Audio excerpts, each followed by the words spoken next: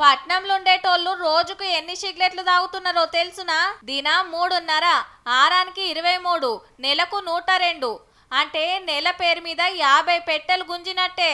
చెల్, మేమేడ దమ్ము కొడుతున్నాం, మాకు అలవాటే లేదని మా మీద కోపానికొచ్చారు.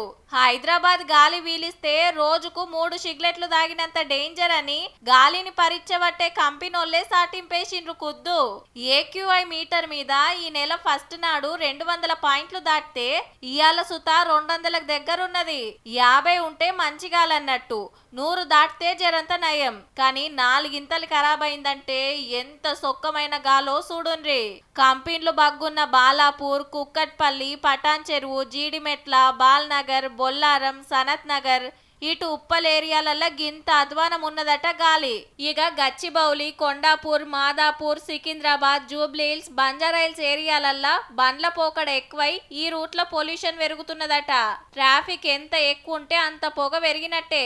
కానీ చలికాలంలోనే గింతగానం ఎందుకు గాలి ఖరాబ్ అవుతుందని ఓ డౌట్ రావచ్చు. ఈ చలి మంట కోసం వాళ్ళు చెట్టు బెరడు, ప్లాస్టిక్ పేపర్లు మంట పెడుతున్నారు. ఆ మంటతోటి వచ్చే పొగ కూడా ఉంటుంది. చలి మంటల పొగ సుత కొంత ఖరాబ్ చేస్తుందట.